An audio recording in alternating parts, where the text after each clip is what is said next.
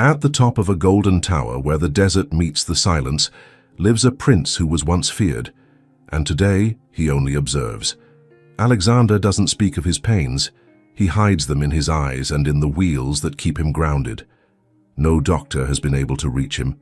No voice has broken the wall of his solitude. Until she arrived. Luna, the woman from distant winds who didn't ask for permission to enter, but whose hands knew exactly where to touch. But what happened next, no one there could have imagined. If this story touches your heart, leave a like, subscribe to the channel, and tell us in the comments, where are you listening to this message from? Your presence here turns each story into a shared home. The sun of Solterra did not rise gently. It burst forth fierce and unrelenting, painting the dunes in hues of molten gold and crimson. But from the highest tower of the palace, where the wind barely reached and the laughter of courtiers had long vanished, Alexander sat motionless, staring beyond the endless sands. He used to stand there, once, tall, strong, defiant. The youngest commander of Solterra's cavalry, his name alone was enough to send tremors through enemies. But that was before the explosion, before the betrayal, before his world was reduced to polished marble floors and a chair that creaked beneath his broken spine. Now the only movement he commanded was the subtle shift of light as it passed through the arched windows. Servants had long since learned to avoid his chamber unless summoned. His silences were sharp, and when he spoke, his voice was colder than the palace stones at midnight. He didn't want pity, didn't want prayers, and certainly didn't want another healer offering hope he no longer believed in. He was, by all appearances, a king in waiting, wrapped in silks, attended by loyal guards, and surrounded by opulence. Yet every morning, he woke inside a cage he could not escape. His world was silence, routine, shadows, until Elias entered that morning, breathless and persistent, disrupting everything with 6 words that sliced through the air like a sword. "She's here, the healer from Evermere." Alexander didn't look away from the horizon. "Send her back." Elias stepped forward, cautious. "She's not like the others." "They never are," Alexander muttered. "Until they are." But Elias stood his ground. That alone was rare. "This one doesn't speak of miracles. She doesn't claim to heal the spine. Only the man who carries it." That earned him a glance. Brief, piercing, dangerous. "I don't need riddles, or someone to rearrange my pillows and call it therapy." "She refused an escort," Elias continued almost nervously. "Walked through the gates herself. She carries no instruments, just a bag of herbs and conviction." Alexander exhaled sharply through his nose, a mockery of a laugh. "Conviction won't make me walk." "No," Elias agreed, "but perhaps it will make you feel alive again." That silenced the room. For a moment, something flickered behind the prince's eyes. Then, just as quickly, it vanished. "Fine," he said. "She gets 1 month. Then she's gone." The doors to his chamber opened that afternoon. She didn't knock. Luna stepped in as if she belonged there, wearing a simple robe dyed in desert ochre, a satchel slung across her shoulder. Her hair was pulled back loosely, and her eyes, those strange, unwavering eyes, scanned the room. Not him. He watched her in silence. No curtsy, no bowed head. She approached slowly, deliberately, and when their eyes met, she held his gaze without blinking. "You're Alexander," she said, not as a question but a fact.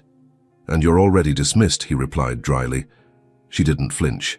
"I don't cure people who don't want to be helped." "Good. Then leave." Instead, she walked past him, ignoring the sharpness in his tone, and placed her satchel on the table. The scent of herbs followed her, a warm, earthy blend of rosemary and something wild he couldn't place. "I'm not here to make you walk," she said without looking at him.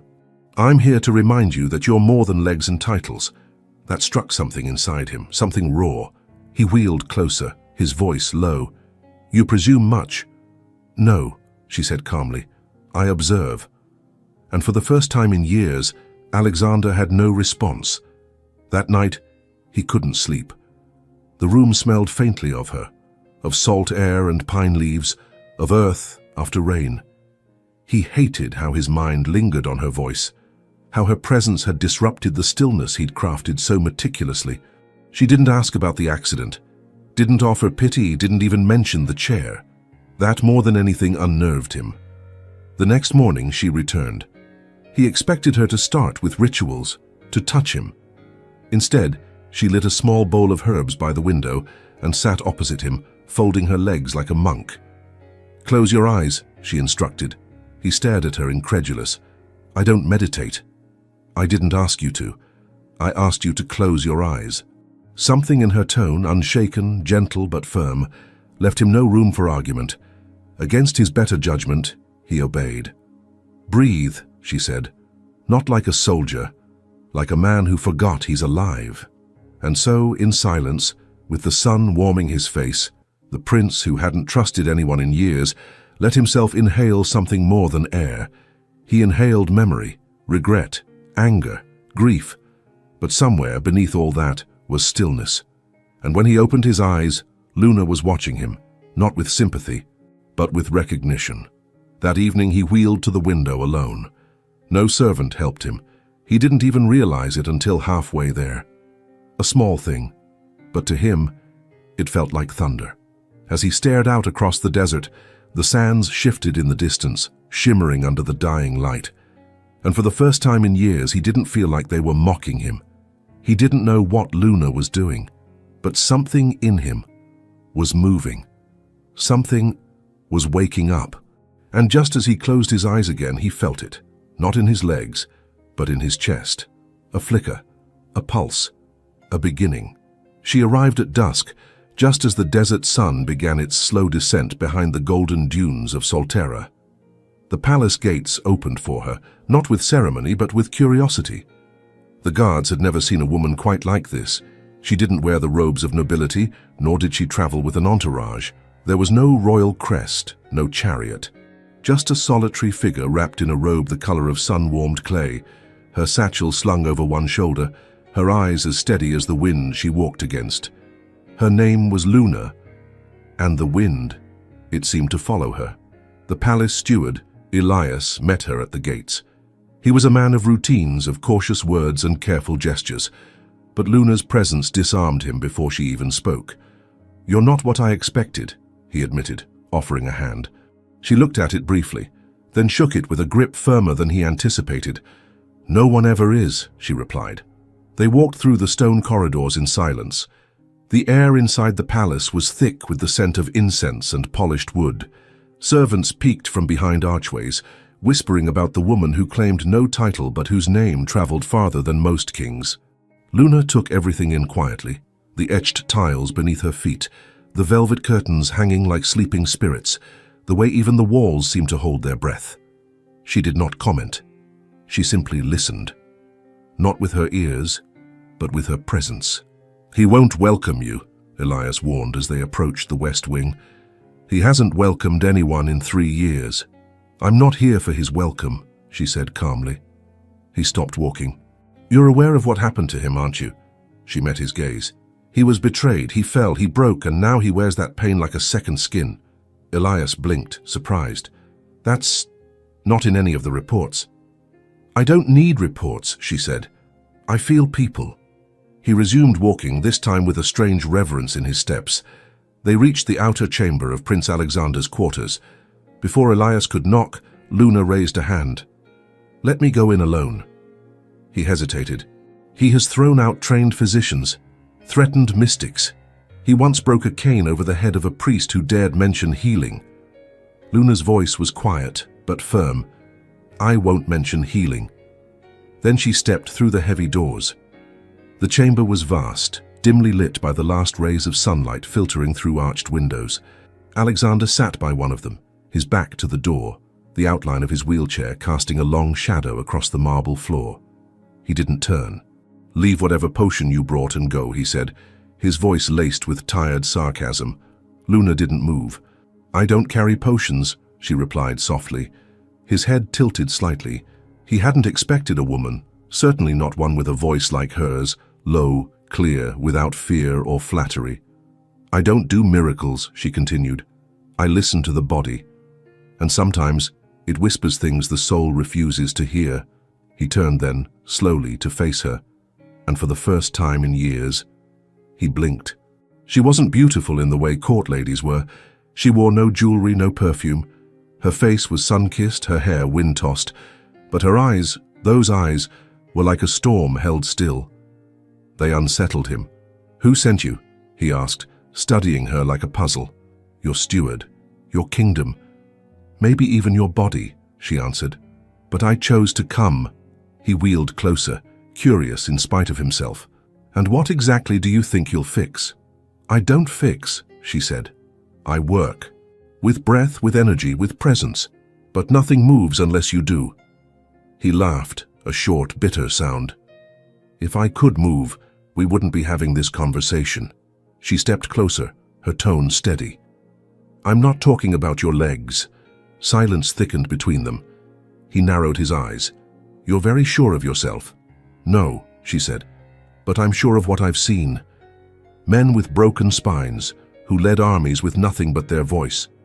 Women with shattered hearts, who healed whole villages. And what do you see when you look at me? A man who stopped being a man the day he stopped being seen." That hit harder than he expected. He wheeled backward slightly, unsure why he felt exposed. She turned and began unpacking a few things from her satchel. Dried herbs, a small bowl, stones smooth from years of handling. "I'm not staying in the guest wing," she said casually. He raised an eyebrow. "Excuse me. I'll sleep outside your chamber, in the side room. I need to observe how you breathe at night, how you dream, how you avoid dreaming." His jaw tightened. "That's not how things are done here. I'm not here to do things your way, Alexander." The sound of his name on her lips felt strange, not formal, not reverent, just real. For the first time in a long while, someone had entered his space and didn't shrink beneath his shadow. She wasn't here to worship him, or fix him, or mourn what he used to be. She was here to see him. And that terrified him more than any war ever had. That night he did not sleep. He could hear her movements in the side room, the soft brushing of cloth, the grinding of something in a bowl. No whispers, no prayers, just quiet purpose. And outside, the wind howled against the walls of Solterra, but in his chest, it stirred softer. He wondered if it was possible, if something had already begun to shift. The morning after Luna's arrival, the palace awoke to something unfamiliar, movement in the West Wing. Alexander's attendants, usually dismissed within seconds, were ordered to prepare the treatment chamber. The heavy drapes were pulled back, letting light flood into rooms that hadn't seen the sun in months. Dust, long undisturbed, rose like ghosts in golden beams of morning light. But the man at the center of it all was far from welcoming. Alexander sat rigid in his chair, eyes narrowed as Luna arranged vials and cloths on a side table. She worked in silence, her movements methodical, her face unreadable. "Are you going to start with chants?" he asked, his voice thick with sarcasm. "Or perhaps burn some sacred leaf and call it divine intervention?" Luna didn't answer immediately. Instead, she dipped a piece of cloth into warm water infused with herbs. The room filled with the scent of eucalyptus and lavender, sharp, clean, unsettling. She finally spoke, not looking at him. "I don't chant, and I don't pretend to be divine, but you're welcome to keep hiding behind mockery if it makes you feel powerful." His jaw tightened. "Mockery is all I have left." "No," she said, wringing the cloth. "You have pain, and pain makes you cruel, but cruelty doesn't make you strong." That silenced him. Luna approached slowly, her hand holding the cloth steady. "May I?" He stared at her, trying to decide if the firmness in her voice was arrogance or courage. Either way, it disarmed him. He gave a slight nod. She knelt beside him, placing the warm cloth along the line of his spine. The heat spread gently through his back, and he flinched, not from pain, but from the intimacy of the gesture. "I don't need comfort," he snapped. "I'm not offering comfort," she replied calmly. "This is to soften the muscles, or what's left of them." Her fingers pressed along the edge of his ribs, firm but controlled. She wasn't afraid to touch him, and more importantly, she wasn't afraid of him. Alexander had long grown used to people tiptoeing around his body, as if it were made of glass. Luna, instead, treated it like a battlefield she intended to reclaim. "So," he said between clenched teeth, "how long until you claim I'm healing?" "I won't," she said. "Healing doesn't look like walking. It looks like choosing not to hate yourself when you wake up." That struck somewhere deeper than he expected. "You think you know me?" he hissed. "No," she answered, "but I can feel you've forgotten yourself." He turned his face away, lips tight, eyes suddenly too bright. "You don't understand what it's like. To go from everything to nothing." Luna paused, then gently shifted her touch to his shoulder. "You still breathe. That's not nothing." He looked at her then. Really looked. And for a second she saw something flicker in him. Rage, sorrow, maybe both. "You think this is breathing?" he asked bitterly. "This?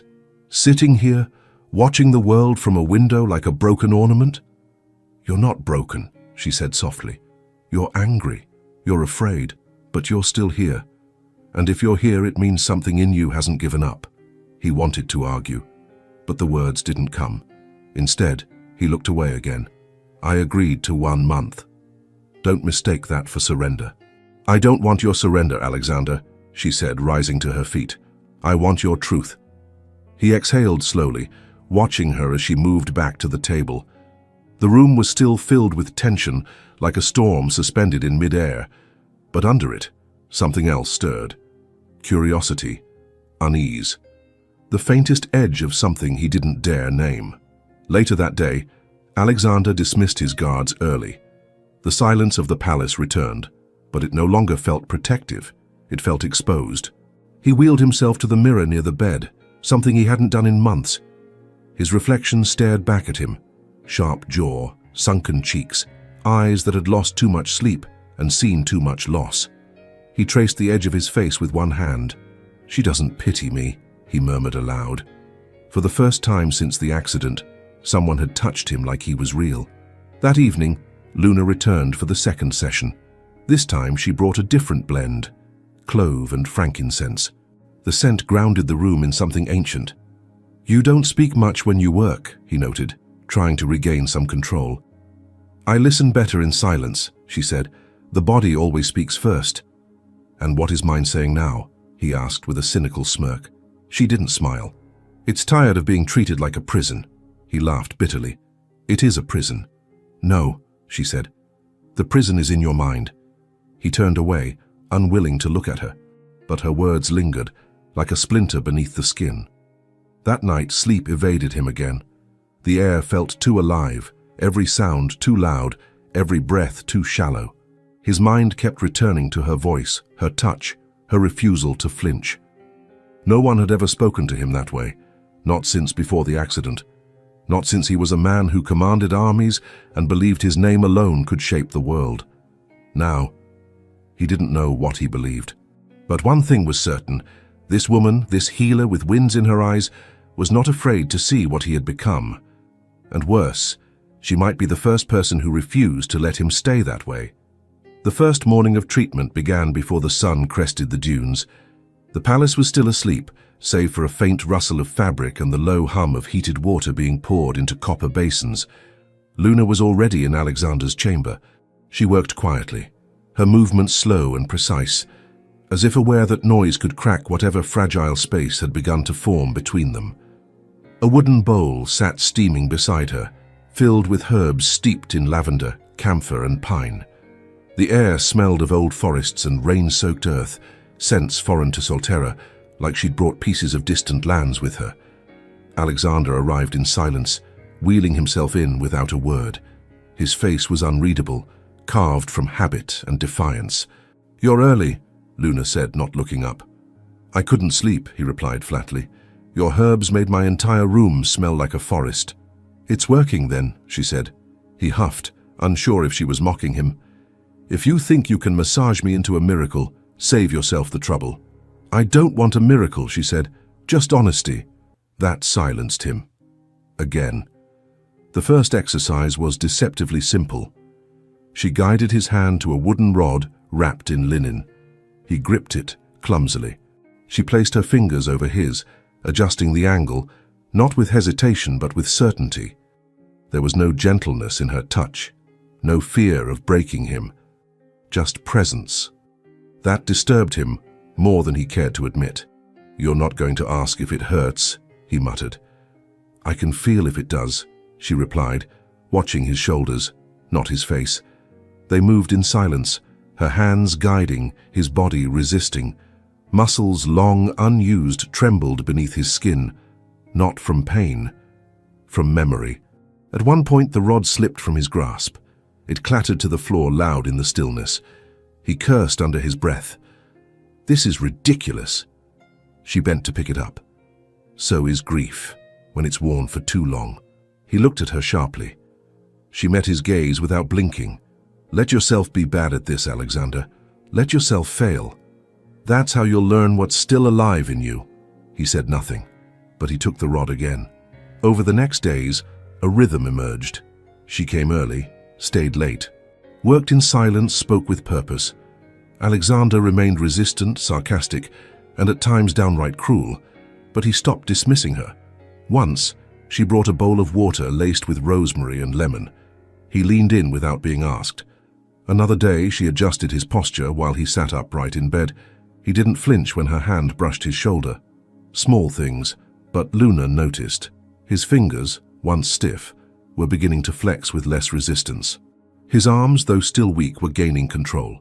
His eyes, once dulled by resignation, now followed her movements with something more dangerous than anger: curiosity. One morning she caught him watching her as she prepared the herbal mix. "What?" she asked without turning. "You never pity me," he said. "Not once." She paused. "Should I?" He didn't answer, but something in his posture softened. His shoulders, always held like armor, eased slightly, just enough for her to see the man beneath the prince. Later that day she brought out the sand tray. It was a shallow wooden box filled with warm, fine grains. She placed it on the table beside him, then guided his hand into it. "What is this?" he asked, suspicious. "Memory," she replied. "Touch is the first language your body knew. Let it speak again." He closed his eyes as his fingers sank into the sand. It was warm, soft, familiar. For a moment, his expression changed. The crease between his brows faded. His lips parted slightly, not in pain, but in recognition. He didn't say anything. He didn't have to. Something was returning. That night, he didn't summon the attendants. He moved himself from the chair to the bed, slowly, with effort, but alone. When his hand slipped, he didn't curse. He just exhaled and tried again. In the silence, he could still smell the sage she had burned that morning. He lay there staring at the ceiling, feeling the weight of his body not as punishment, but as reality. His body was still his, not ruined, not lost, just different. The next morning, she brought a mirror. He scowled. "What's this for?" "To see yourself," she said simply. "I know what I look like." "No, you know what you remember looking like. Let the man in front of you be seen." He hesitated, but she placed it on the table anyway and walked away. When he finally looked, he didn't recognize himself at first. The sharp lines of his face were still there, but his eyes, they were clearer, less hollow. He looked awake. And then something strange happened. He reached for the mirror again, not out of vanity, but out of wonder. During that afternoon's therapy, she guided him through breathing techniques. Seated across from him, their knees almost touched. The desert heat hung heavy in the air, but neither moved to open a window. "Breathe in," she instructed. "Let it fill your lungs. Now hold. Feel it. Not just in your chest, in your stomach, your back, your ribs." He obeyed. Slowly, deliberately. She watched his diaphragm rise. "Now let go, like you're letting go of something you've held for too long." He exhaled, and for a moment his entire frame relaxed. Not just his body, his expression, his breath, his presence. Luna felt it. Something unspoken had shifted. She didn't say a word. But when he opened his eyes, he looked at her, truly looked at her. And in the silence between them, something passed, not loud, not clear, but alive. There was a moment, brief and unspoken, when everything changed, and neither of them dared to name it. It wasn't a kiss, it wasn't a confession, it was something smaller, and yet far more dangerous. It happened on a quiet morning, when Luna reached for Alexander's hand to adjust his grip on a resistance band. Her fingers brushed his, not with hesitation, but with the same confidence she carried in everything she did. But this time, something lingered. A pause. A spark. He didn't pull away. She noticed. He knew she did. And still, neither moved. The silence that followed was not the same silence that used to live between them, tense, heavy, built from walls and pain. This one was softer, charged, like the air before a desert storm. That day, the exercises were different. Alexander obeyed her instructions with more focus than before. His arms responded faster, his breathing was deeper, but it wasn't the progress that made Luna glance at him twice. It was the way he watched her now. Not with suspicion, not even with curiosity, but with attention. Real, quiet, undivided attention. Like her presence wasn't just necessary, it was wanted. At lunch, he surprised her. She was gathering her things when he said, "You haven't eaten." She looked at him, startled. "There's food in the next room," he added. "It's not much, but it's something." She hesitated, studying him. "I'm not a guest," she said carefully. "No," he replied, softer than she'd ever heard him speak. "You're not. But I wouldn't be doing this if not for you, so stay, if you want." She did. They ate in silence until he spoke again. "You never ask about who I was before." She swallowed. "You tell me who you are by how you carry what's broken." He studied her. "How you speak like someone who's lived through war." She didn't answer, but something passed between them again, like a thread stretched taut between two cliffs. No one pulled, no one let go. Over the next few days, the spark grew, not in declarations or stolen glances, but in gestures. He no longer flinched when she touched him. She no longer avoided his gaze when their hands met. She caught herself standing too close. He caught himself staring too long. One evening, she entered the room to find him not in bed, but sitting upright by the open window. "You left the drapes open," he said. "I thought I'd try watching the sunset, the way you do." She said nothing, just smiled, softly, like the sky behind him. And he smiled back. But it wasn't just warmth that built between them. It was tension. Undeniable. Quiet. Dangerous. During one therapy session, she placed her palm flat against his chest to guide his breathing. His heart, once calm, skipped. He looked at her. She looked back. Neither of them moved. She removed her hand slowly, almost reluctantly. "Your heartbeat is strong," she said, turning away. "You make it that way," he whispered. She didn't respond. And yet, everything in her body did. That night she stayed awake longer than usual. In the small side room she used as her quarters, she lit no candles. She didn't read, didn't write. She just sat there, knees pulled to her chest, wondering how long it would take for this fire to consume them both. Because it was there. It had always been there, hiding beneath each touch, each silence, each refusal to name what was clearly unfolding between them. But they were still healer and patient, still prince and outsider, still broken in different ways. And love, if that's what this was becoming, was the most dangerous thing either of them could allow. The next morning, Alexander asked something unexpected. "Why don't you ever smile when you work?" Luna raised an eyebrow. "Would it help the therapy?" "No," he said, "but I think I'd like to see it." She paused, unsure if he was joking. Then, slowly, she smiled. It wasn't wide, it wasn't rehearsed, it was honest. And he looked like he'd just seen sunlight for the first time in years. Later that afternoon, they shared tea in his chamber. She had brought a blend from Evermere, wild honey, thyme and ginger. He found the flavor strange but comforting. They didn't speak much, but their silences no longer felt empty. They felt like pages being written. That evening, something shifted. Luna finished the final session of the day and went to leave. Her hand was on the door when his voice stopped her. "Luna." She turned. He looked at her, really looked. "I know I'm not easy." "You're not," she agreed gently. But this, he gestured toward his chest. This thing between us, it's real, isn't it? Her breath caught. She didn't answer, not because she didn't know, but because admitting it aloud would make it too real. He nodded, as if her silence confirmed everything. Good, he said, because I feel it, every time you walk in, and I don't know what to do with it. She stepped closer, slowly. I feel it too, she whispered. And just as she turned to leave again, their hands brushed. For a second, neither moved, and then he held hers, just for a moment, not as a prince, not as a patient, but as a man. And in that stillness, under the quiet breath of the desert wind, something deeper than words began to burn.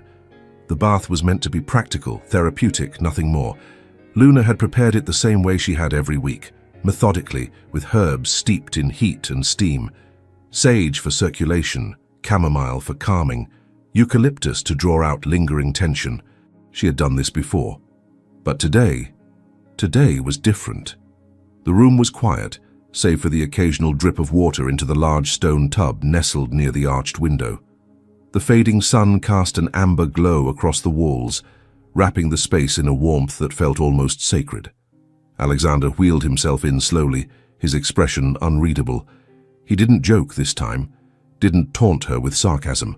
He simply watched her, silent, focused, as she adjusted the towels and poured the last of the oil into the water. "Shall we begin?" she asked, her voice soft, steady. He nodded. He had never let anyone assist him with bathing since the accident. It was the last sliver of dignity he guarded with quiet ferocity. But tonight, for reasons he didn't yet understand, he let the armor drop. He allowed her to see him, truly see him. Not as the prince, not as the patient, but as a man, wounded, bare. Still trying to believe he deserved to be touched, Luna approached, her hands gentle but sure. She helped him from the chair with practiced care, guiding him into the water with controlled breath and reverent silence. He gripped the edge of the tub, wincing slightly as his body adjusted to the heat. "You're tense," she murmured. He gave a dry laugh. "Hard not to be when I'm exposed." He looked at her. She held his gaze. "No one here sees you as weak, Alexander," she said, her fingers trailing lightly along his arm. "Least of all me." He didn't answer, but he didn't look away. She began the treatment slowly, pouring warm water over his shoulders, watching the steam curl around his neck. Her hands followed, applying gentle pressure along the ridge of his back, over the hardened knots of muscle. He leaned forward slightly, allowing her in, his breath slowing as her touch moved across him. It should have felt clinical, but it didn't. There was something in the way her hands lingered, the way her fingertips paused, not for technique, but for feeling, as if she wasn't treating him. She was learning him. He shivered, though the water was hot. "You're cold?" she asked. "No," he replied quietly. "Not cold. Just alive." As she worked, their silences filled with new weight. Not discomfort, not shame, longing. Luna reached for a cloth, dipping it into the water and bringing it to his neck. She gently cleaned the skin beneath his ear, her wrist brushing the line of his jaw. His breath hitched, so did hers. Their eyes met. For a moment, they both froze. The cloth slipped from her fingers into the bath, forgotten. Neither noticed.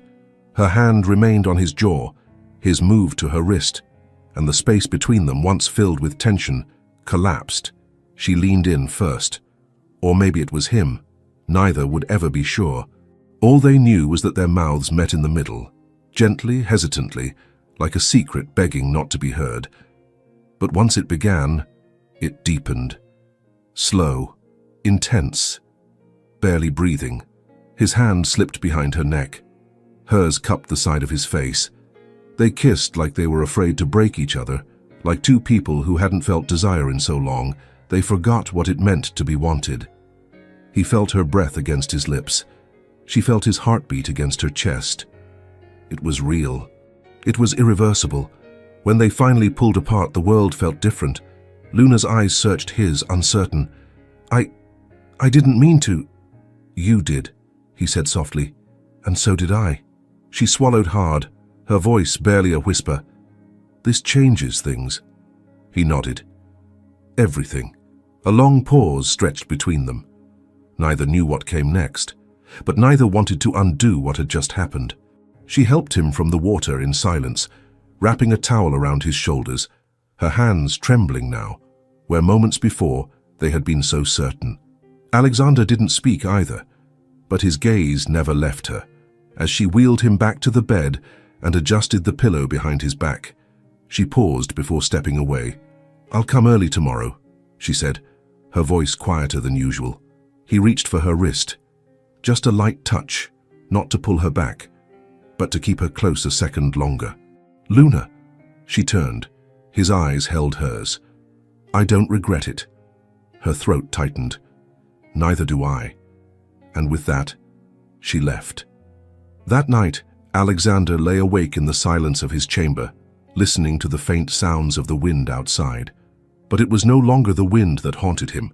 It was her breath, her hands, her kiss. It played over and over in his mind like a fire he couldn't put out.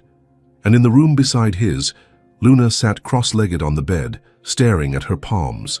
They still burned where they had touched his skin, still remembered the shape of his jaw, the weight of his mouth. She wasn't supposed to feel this, not here, not with him. But something had been set in motion, and whatever came next, neither of them would be the same again. The morning after the kiss, the air inside Alexander's chamber felt colder. Not physically. Solterra's desert heat still pressed against the palace walls, but in the space between him and Luna, something had changed. And not for the better. She entered as usual, a tray in her hands, the scent of mint and sage drifting around her. Her face was calm, composed. Too composed. Alexander was already seated by the window, arms crossed, gaze fixed on the dunes beyond. He didn't turn when she walked in. "Good morning," she offered. A long pause, then a flat. "Is it?" Luna stopped in the center of the room, unsure whether to take that as sarcasm or warning. She set the tray down without a word, watching him from the corner of her eye. "You're up early," she tried again. "I didn't sleep," he replied. Still, he didn't look at her. The session began stiffly. Her hands moved mechanically. His posture was tense, resisting her touch more than usual. When she adjusted the pressure on his shoulder, he flinched, not from pain, but from something deeper. She pulled back. "Too much?" she asked. He didn't answer. Instead, he moved his arm away and muttered, "We don't need to talk today." Her chest tightened. So it had begun. The retreat. She nodded once, stepping back. "As you wish, Your Highness." The title landed like a knife. He noticed. He was meant to. That afternoon, she didn't return. He waited. Though he wouldn't admit it to himself, he listened for her footsteps beyond the door. But they never came. And in her absence, the silence returned. Not the one they had once shared, but the older one.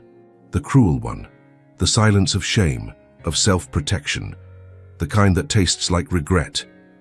In the solitude of his thoughts, Alexander replayed the night before in cruel loops. The kiss, the touch, the way she had looked at him, not as someone broken, but as someone real. And what had he done in response? Pushed her away, because it terrified him, because wanting her meant admitting how much he felt, and feeling meant risking pain again. Luna spent the evening in the gardens. She hadn't planned to stay away, but something in his voice that morning had slammed a door inside her. She had touched that man's soul. She had kissed him in his most vulnerable state, and instead of stepping closer, he had built another wall. She tried to tell herself she understood, that his coldness wasn't rejection, it was fear. But even knowing that didn't make it hurt less.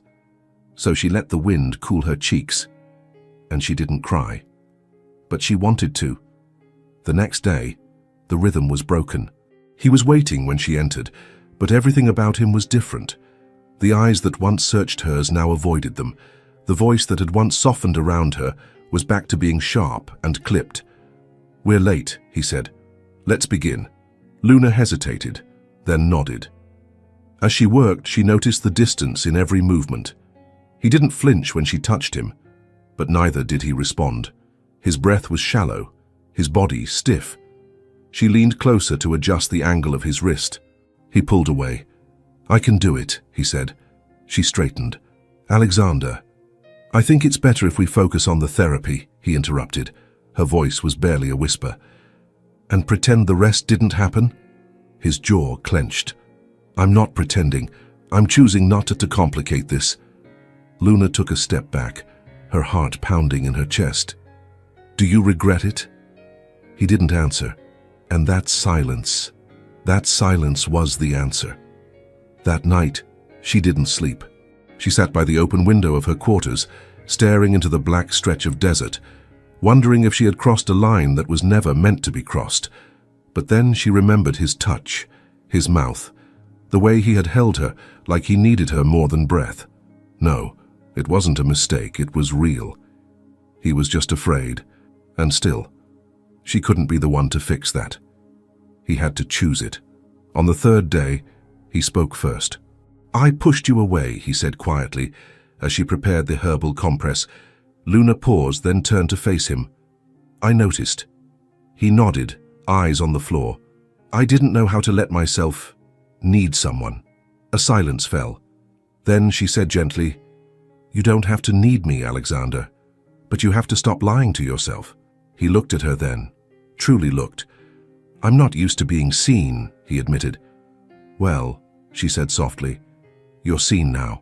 And she walked to him, not to fix, not to forgive, but to stand by him while he decided whether or not to remove the armor himself.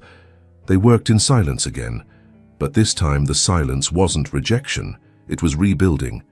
Something had cracked, something had withstood the heat of fear and still remained. Not broken, just reshaped. That night, Alexander wrote a note. He left it outside her door. 2 words. "Stay, please." The days that followed were quiet. Not the wounded silence of retreat, but the kind that settles after a storm, when the wind still lingers and the air feels charged. Alexander and Luna didn't speak of the kiss or the withdrawal that followed, but something between them had realigned, tentative, fragile, yet no longer avoidable. He let her touch him again. She let him hold her gaze, but neither of them knew that something darker was stirring beneath the palace walls. It began with a whisper. Luna had taken her tea that morning in the garden behind the east wing, a quiet corner frequented mostly by the servants. She liked it there. It grounded her, reminded her that life in the palace, though gilded, still pulsed with breath and labor. She had just sat down when 2 maids passed near the fountain, their voices low but urgent. "Again last night. He's moving things from the vault.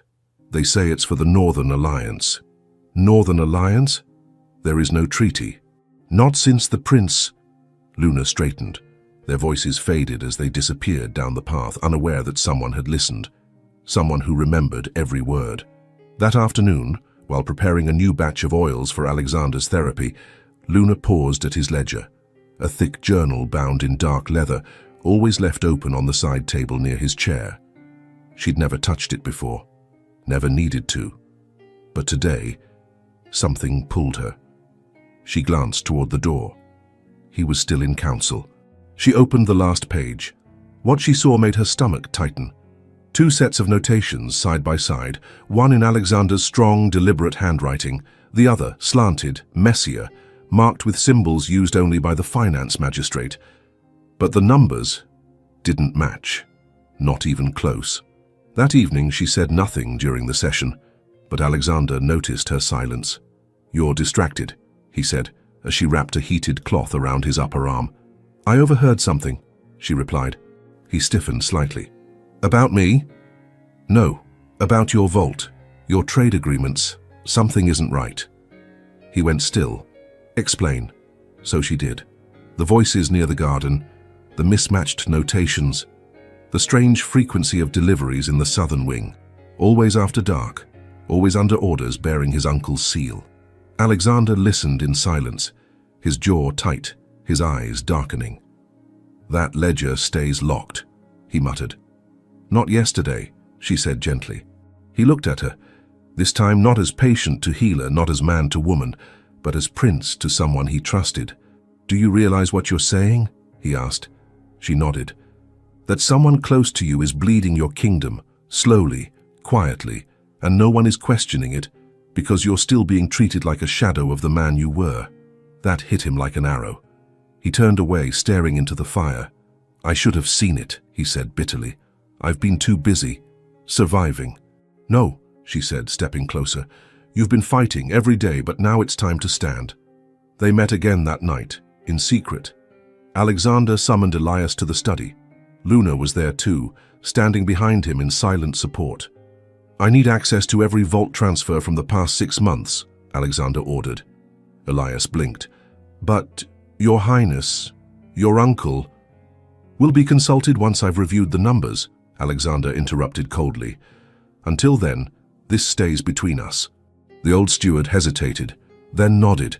"Yes, my prince." 2 days passed. Luna returned from the baths one afternoon to find Alexander seated at his war table, the old wooden surface now covered in open scrolls, reports, and coded messages. He looked up when she entered. "You were right," he said. She froze. "You found it?" He nodded grimly.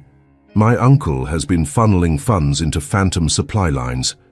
Traders that don't exist. Armies that were never recruited. The southern mines are nearly dry." Luna swallowed hard. "Why?" "To weaken the kingdom, slowly, quietly, and eventually take it." Her heart pounded. "Does he know you found out?" "Not yet, but he will." He looked at her then, eyes filled with something dangerous, but focused. "I need you with me, Luna." She stepped forward. "I never left." That night, Alexander didn't sleep. He stared out at the desert, the moon high and silver, the dunes like frozen waves. For the first time in years he felt power return, not through his legs but through his mind, his voice, his fire. And she had lit it, not by fixing him, but by seeing him, clearly enough to know where the rot was hiding. In the early morning hours he summoned the Royal Guard captain. When the man entered the chamber, Luna stood beside Alexander's chair, tall, steady, silent. Alexander's voice was calm. "There's a list of names I need you to detain discreetly by nightfall. Begin with the royal treasurer, end with Lord Richard." The captain's brow rose, but he didn't question it. He looked at Luna briefly, then bowed. "As you command, my king." And just like that, Alexander was no longer just surviving. He was reclaiming his throne. But neither of them could guess that Richard already knew. And he wasn't planning to go down without a final move of his own. The arrests began at dusk. Guards moved through the palace like quiet shadows, collecting scrolls, seizing keys, escorting officials whose names had long been trusted. There were no shouts, no resistance, just stunned silence, and a chill that spread through the royal halls like smoke after a fire. By midnight, Lord Richard's name was the last on the list, but his chambers were empty. He had vanished. Alexander sat in the royal council chamber, the first time he had occupied it since the accident. The weight of the throne room was different now. It didn't suffocate, it challenged, and this time he didn't face it alone. Luna stood beside him, silent but steady, her presence like a tether to the ground beneath his wheels. Elias handed over the final report. 37 forged signatures, 2 million in vanished coin, and at least 4 false alliances that never reached our borders. Alexander let out a slow breath. How long? Elias lowered his gaze. "Since the first winter after your fall, when you stopped attending council meetings." Luna's hand brushed Alexander's shoulder, not to comfort, but to remind him, "You're not alone anymore." Later, in the privacy of his study, Alexander broke the silence. "You saved my kingdom." Luna turned from the window. "No. You reclaimed it." He looked up at her, his voice lower now. "You saw what no one else dared to look at. You told me the truth, even when I wasn't ready to hear it." She stepped closer. "I didn't come here to be safe, Alexander. I came to serve something greater than fear." He watched her carefully. "You've done more than that." He reached for something beside him, a small silver crest, engraved with the royal seal of Solterra. "I want you by my side, not just in the shadows, not just as a healer." She hesitated. "What are you asking?" I want you on the council, as my advisor, as my equal. Her breath caught. They won't accept it. They will, he said, with a steel in his voice that hadn't been there before. Because I will. She studied him for a long moment. You're changing. No, he said. I'm remembering who I was, and becoming who I was meant to be. She smiled. Then yes. And with that, a new alliance was born, not signed in blood or coin, but in fire, loyalty, and something far more rare. Truth. That night, he didn't summon his guards. He wheeled himself to Luna's quarters alone. When she opened the door, he didn't speak. He just looked at her, tired, proud, changed. She stepped aside, letting him in. They sat in silence on the floor, their backs against the wall, sharing a flask of desert wine. The night was quiet, the palace still. You could have left, he said, when I pushed you away. I thought about it, she admitted. But then I remembered how you looked at me when you weren't afraid. He glanced at her, and I wanted to see that again. His throat tightened. You do something to me, he whispered. She turned to him.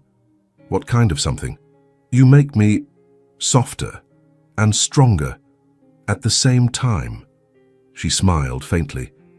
Then maybe it's not me you're feeling. Maybe it's you, waking up. As the fire crackled low in the corner, he reached for her hand. She let him. No words, just fingers laced in silence. It was the simplest of gestures. And yet, in that moment, it felt like a vow. The next morning, Luna entered the war chamber beside Alexander as his equal. The council members stared. Some whispered. One elder even frowned. Alexander didn't wait for permission. This is Luna of Evermere, he announced, my personal advisor, and the reason this kingdom still stands. The room was silent. No one argued, because none dared challenge the fire in his voice, or the certainty in his eyes. That afternoon, they sat side by side reviewing recovery plans. She read strategy maps. He dictated letters of realignment. For the first time, their energy was united not in therapy, but in rebuilding something far larger than either of them. Solterra was no longer a prison. It was a kingdom being reborn, and they were shaping it together. But as the sun dipped low, a messenger arrived at the gates, breathless, pale. He handed Alexander a sealed parchment. The prince read it. His expression shifted. Richard, he murmured. Luna leaned in. Where? He fled south, Alexander said.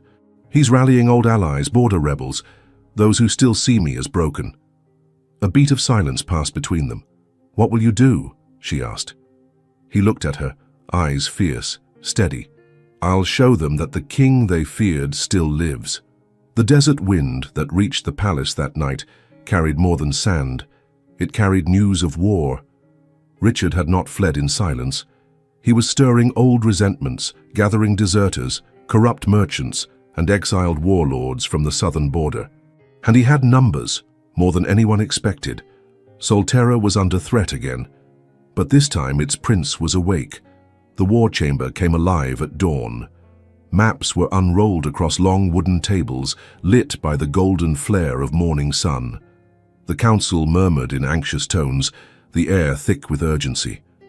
Yet when Alexander entered, wheeling himself past the arched doors without escort, the room fell into reverent silence. No one had seen him here in over 3 years. But the man who entered wasn't a ghost. He was a storm. Luna stood beside him as he took his place at the head of the table. His fingers rolled open a scroll, his voice calm, clear. Richard rides with approximately 200 men, armed, mobile. They plan to take the southern mines first, then push north. Elias leaned in. The palace guard can't hold them alone. They won't have to, Alexander replied. We don't need more blades. We need better sight. He looked around the table. Solterra doesn't need a warrior king today. It needs a mind that sees 10 steps ahead. He ordered communications reopened with the mountain tribes, long alienated by Richard's policies. He had Luna draft a coded message using Evermere's ancient runes, symbols few remembered but all respected. He redirected palace funds, left untouched since his accident, to arm the outer villages. He sent emissaries not to rally fear, but loyalty, Because fear fades, loyalty endures. And he didn't do it from a horse, he did it from a chair, but no one questioned his authority, because the way he spoke commanded, and the way he looked at them reminded every soul in that room that this was still the prince who once stood between death and his kingdom. Now he led again, seated, yes, but unshaken.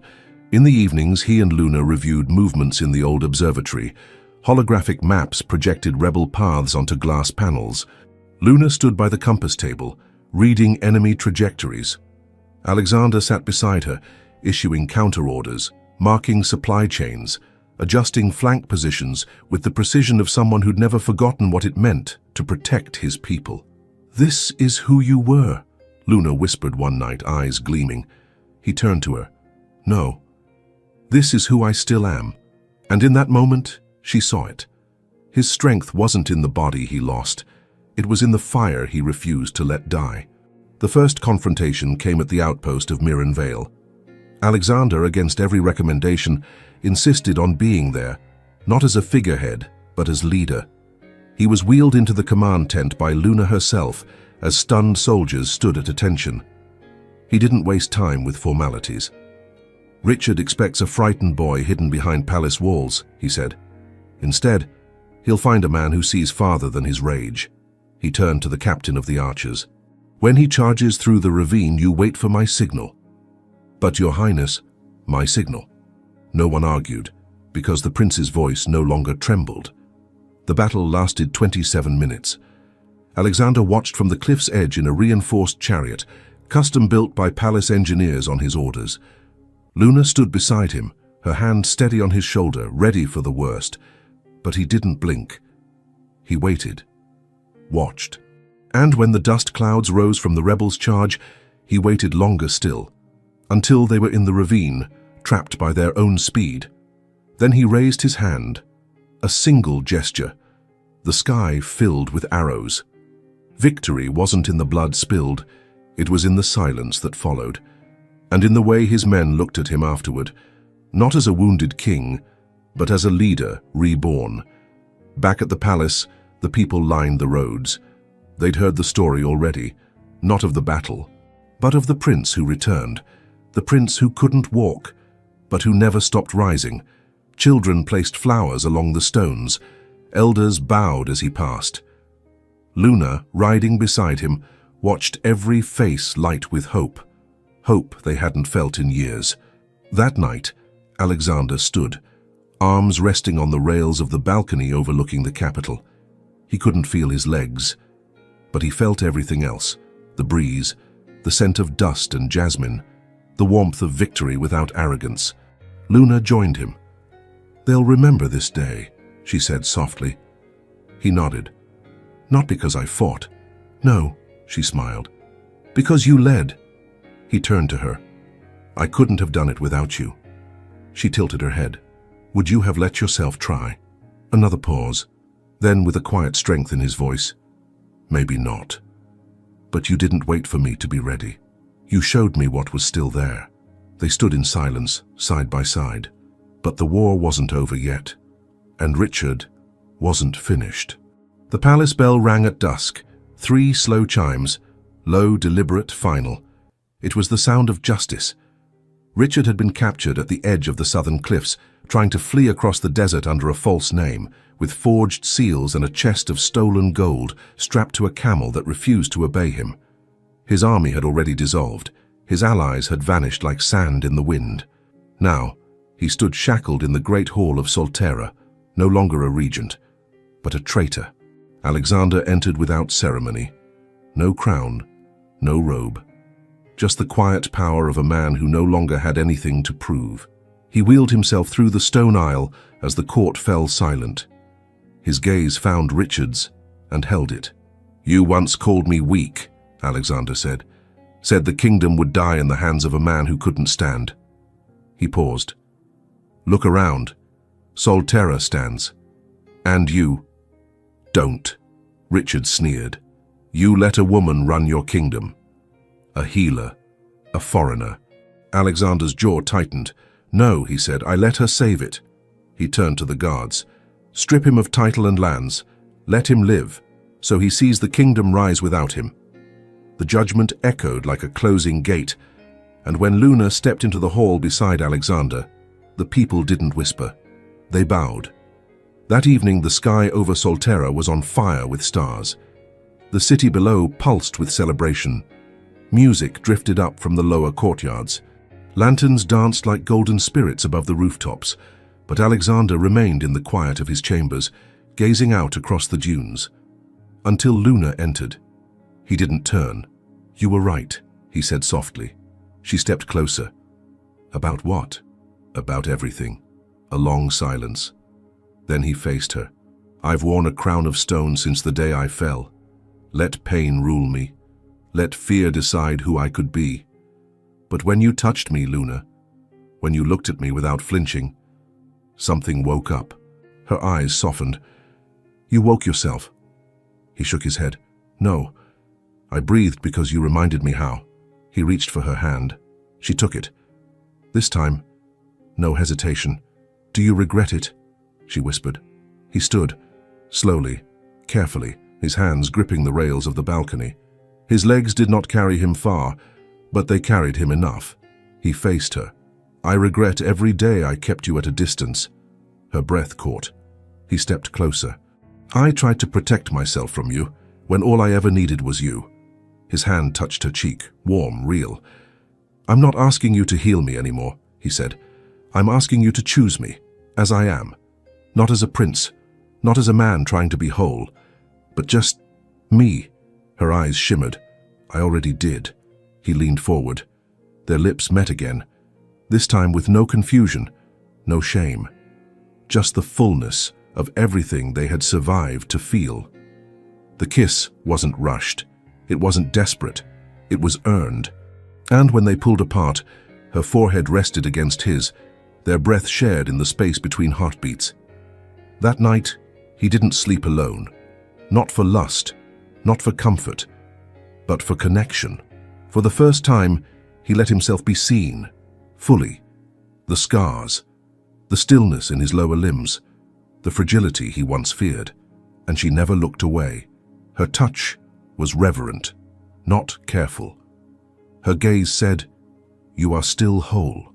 And when they lay side by side, skin to skin, soul to soul, the silence between them was sacred. In the early hours before the city woke, he whispered into her hair, "You are not mine, because I need you." She stirred, eyes half open. "You are mine because you saw me before I remembered how." She smiled. "Then don't forget again." "I won't," he promised, and meant it. Later that day, he stood before the people of Solterra, not from the throne, but from the courtyard. His voice rang clear. "Let this day be remembered, not as the end of a war, but the beginning of a reign built on trust." He turned toward Luna, standing just behind the arch. "And let all who doubted remember, strength is not measured by what you command, but by what you choose to love." And in front of thousands he offered his hand. She took it. No hesitation, no doubt. And the people roared. But in the shadow of a distant dune, far from the cheers and lanterns, a lone rider watched the celebration from afar. Not all enemies fall in chains. Some wait. The kingdom of Solterra no longer whispered. It sang. 5 years had passed since the fall of Richard, and the desert city once haunted by shadows now bloomed like a miracle after rain. Marketplaces pulsed with color and laughter. Musicians filled the courtyards. The scent of honeyed bread and jasmine drifted through the sun-warmed air. And at the heart of it all stood the palace, not as a fortress, but as a home. Inside, the halls were no longer cold. The silence that once gripped them had been replaced by something alive. The pitter-patter of small feet, laughter, and tiny voices calling, "Papa!" Alexander turned his chair from the window, just as a blur of curls and light slammed into his lap. His daughter climbed up without waiting for help, her little hands clutching the sides of his tunic. Behind her came another, her twin brother, who took a gentler approach, crawling up the opposite side and resting his head against Alexander's chest. They were 3 now, wild, curious, and nothing like the life he once imagined. but everything he didn't know he needed. Luna entered moments later carrying a tray of fruit and warm flatbread. Her long hair was half-tied, her sleeves rolled up, and her eyes still carried that unmistakable glow of someone who lived not for power, but for presence. "You kidnapped their attention again," she teased. Alexander grinned. "I paid them in stories." "Did you skip the part where the prince was rescued by a mysterious desert queen?" "I upgraded her title to Empress," he said, "for historical accuracy." She laughed, soft, warm, familiar, and his chest swelled with something deeper than love. It was peace. Later that day, Luna led a workshop in the courtyard of the Academy of Healing, her creation. Dozens of students gathered beneath the stone arches, learning not only about herbs and energy, but about listening, about seeing beyond pain, about touching without fear. The Academy had become one of the jewels of Solterra, but Luna refused to wear that crown. She preferred to plant the seeds and let others grow. Back in the palace, Alexander worked alongside Elias in the strategy room, not for war, but for diplomacy, treaties, education reform, a new water distribution system for the outposts near the cliffs. He ruled with vision, but never alone. Whenever a voice trembled in court, Luna would step in, firm, kind, precise. And when Alexander's temper threatened to surface, she calmed him not with words but with a glance. Together they ruled not from power but from presence. That night, after the twins had fallen asleep curled beside the fire, Alexander and Luna sat in the garden. It was their favorite hour. When the desert cooled, when the stars began to climb, when the silence was no longer something to escape but something to cherish. She rested her head on his shoulder. "I never imagined this," she whispered. He kissed her temple. "I did." She smiled. "Liar." He chuckled. "Half-truth. I imagined you. The rest was a miracle." She looked up at him. "Do you still dream of walking again?" He paused, then answered honestly. "I used to dream of what I lost. Now I dream of what I have." Her eyes shimmered. "You never stopped rising, Alexander." He touched her hand, threading his fingers between hers. "And you never let me fall." In the distance, the towers of Solterra glowed under the silver moon. A kingdom once shaken by betrayal now stood on roots deeper than stone, and beneath its arches 2 children dreamed. A queen healed, a king led, and 2 souls, once strangers beneath the same sky, now breathed in rhythm, no longer broken, no longer waiting, but fully home. He didn't walk again, but he learned to walk with what can't be seen. She didn't come to save him. She came to remind him of who he was. And in the place where there was once silence and fear, now blooms an entire kingdom of courage and love. Because true power was never in the legs. It was in the heart that chose to feel even after falling. And perhaps in the end, this story isn't about kingdoms, but about souls that recognize each other. If this story touched you, leave a like, subscribe to the channel, and share in the comments. Where are you listening to this message from? Your presence here gives meaning to all of this.